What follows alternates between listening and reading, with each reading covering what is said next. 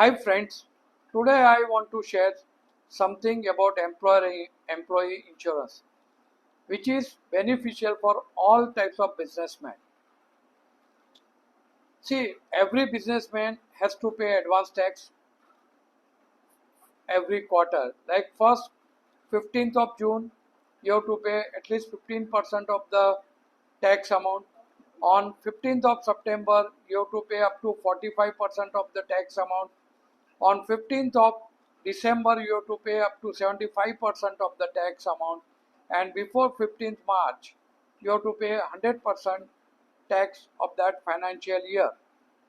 So, entire premium paid under employer-employee insurance is allowed as a revenue expense under Section 37(1) of Income Tax Act, read with the CBDT Circular 762. Thus, it helps advanced tax planning for business. Now, which are the companies who are eligible to take benefit under Section 37(1) of Income Tax Act under business insurance? If you are a private limited company or a partnership firm or even limited liability partnership, proprietorship firm, public limited company, or even trust and societies also can take advantage of employer-employee insurance. Now there are two approaches. One is a traditional approach and another is dynamic approach. A company buying a policy on life insurance of its employees for retention and retirement planning, that falls under traditional approach. And under dynamic approach, a company buying policies in life of its main directors or family members, employees for purpose of tax deferment. Now let us understand this through an example. Now suppose if you are not taking insurance under employer-employee scheme, then what will happen? The profit and loss shows, for example, a profit of 4 crore rupees. Then tax will be 26% of net profit. That will be almost 1.04 crores.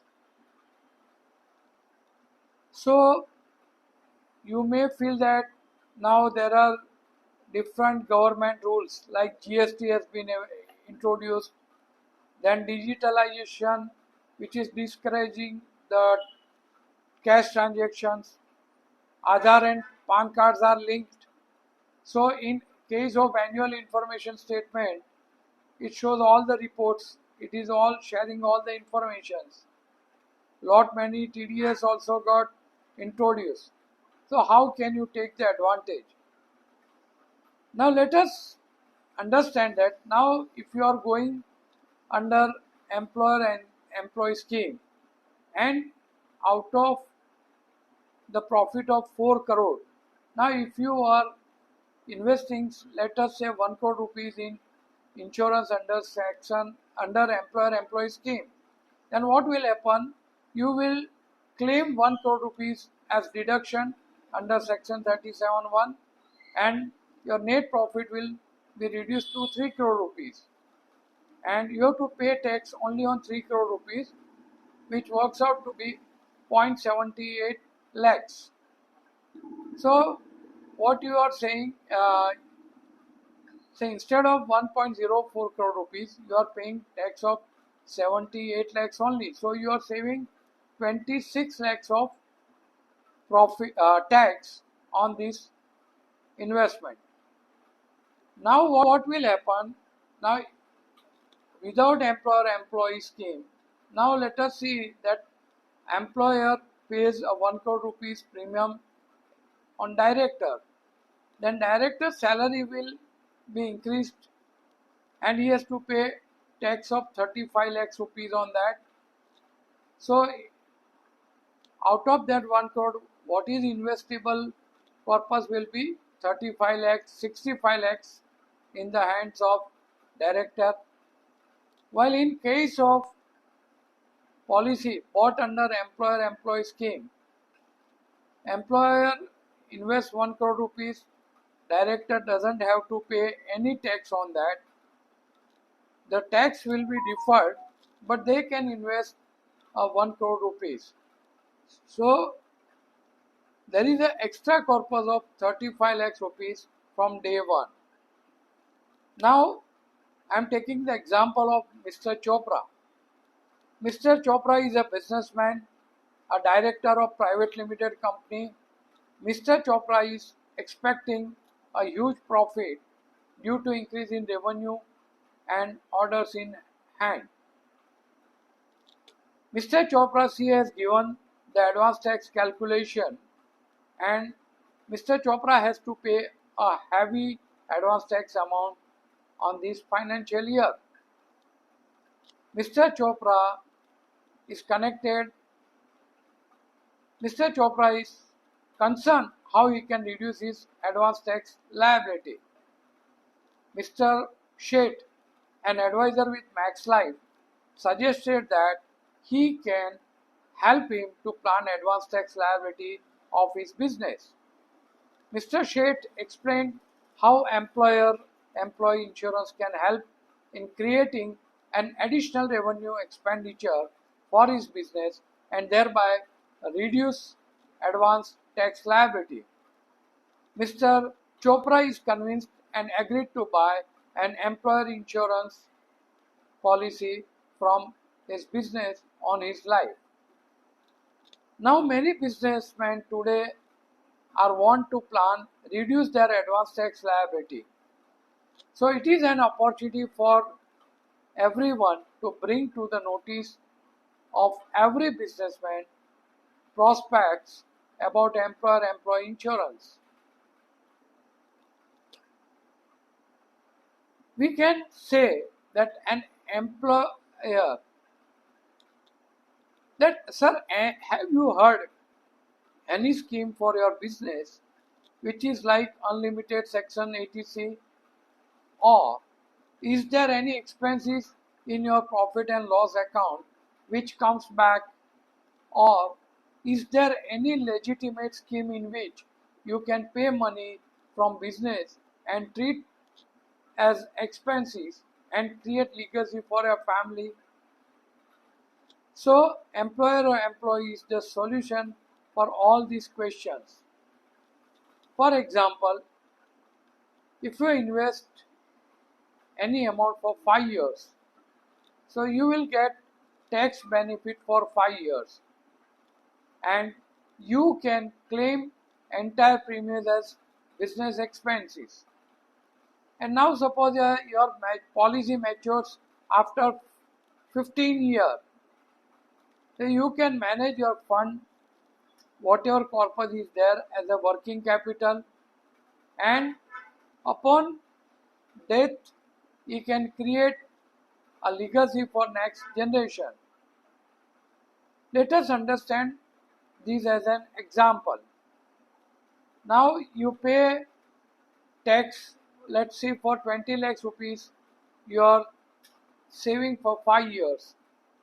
So what you are investing total is a 1 crore rupees. What is tax you have said?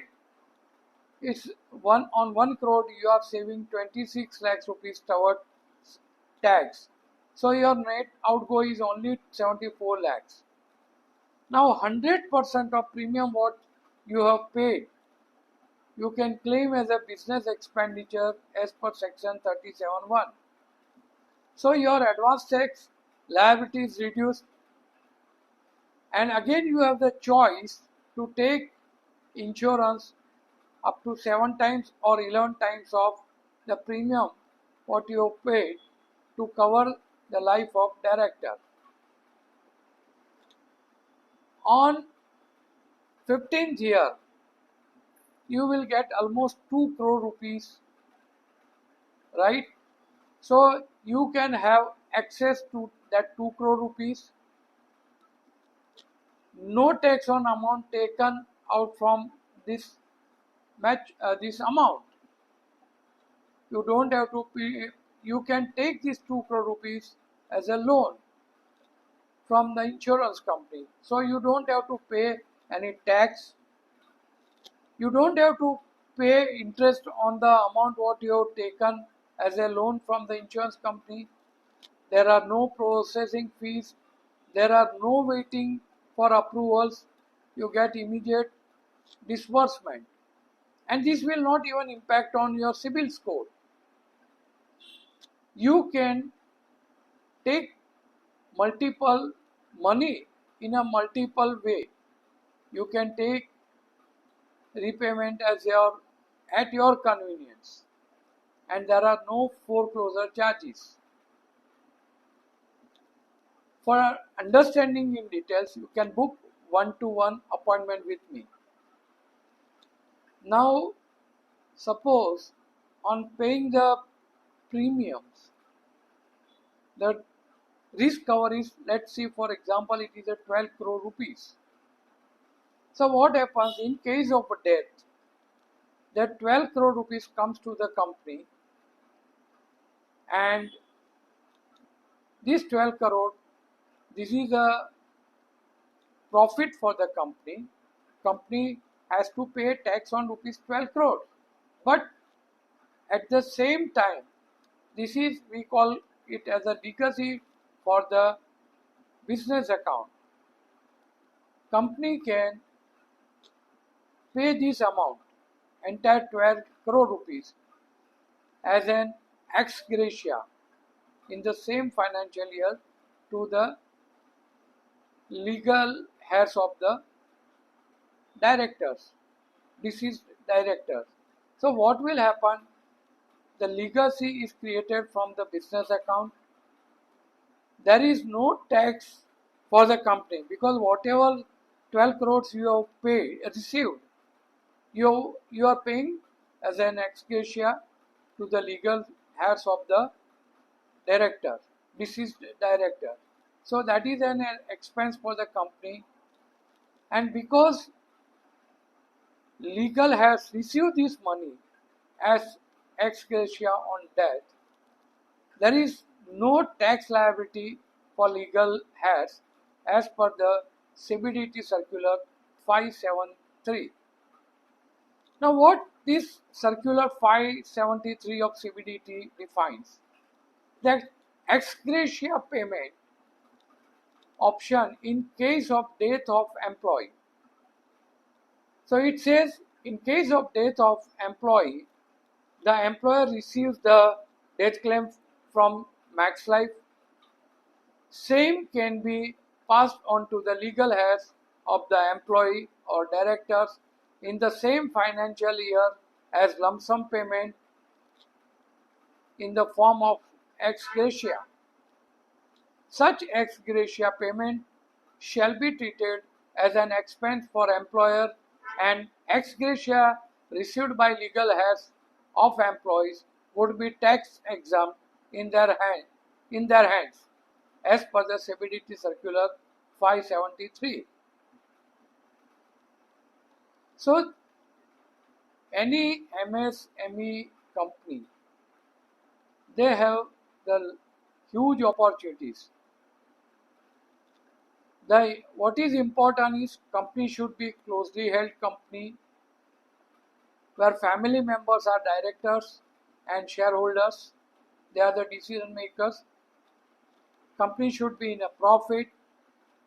Directors or family members are drawing salary or remuneration from the company. Now there are frequent FAQs. Is there any limit on minimum number of employees required for employer-employee insurance? So answer is no. Even one employee is enough for employer-employee insurance. Second, is there any limit on minimum turnover of company required for employee-employee insurance? The answer is no. However, company has to be in profits. Now third, normally people ask the question, can we sell employer-employee insurance policy to a sole proprietorship firm? The answer is yes. Employer-employee insurance can be sold to sole proprietorship firm, to partnership firm, LLP firms, private limited and public limited companies are entitled to buy policies under employer-employee insurance. Who is a nominee under employer-employee scheme? There is no nomination under employer-employee scheme. Employer itself is proposer, peer and beneficiary of the employer-employee policy. So basically what happens, ultimately the employer is in control of the entire policy. So rights of the policy always remain with, with the employer. So it is a choice with the employer to control the entire policy. Is there any change on taxation of employer-employee policy due to budget? No, there is no impact of budget for the tax charges, for tax changes on employer-employee relation or employer-employee insurance. What is underwriting rule to decide maximum premium per employee under employer-employee insurance? Maximum premium can be up to 100% of annual salary of employee or directors. But to understand it in details, you can contact me. I am Umesh Sheth, a financial planner, and my mobile number is 98250 or you can send me your interest for personal one-to-one for booking one-to-one appointment. You can also send me the mail on my email ursheth59@yahoo.com. Thank you.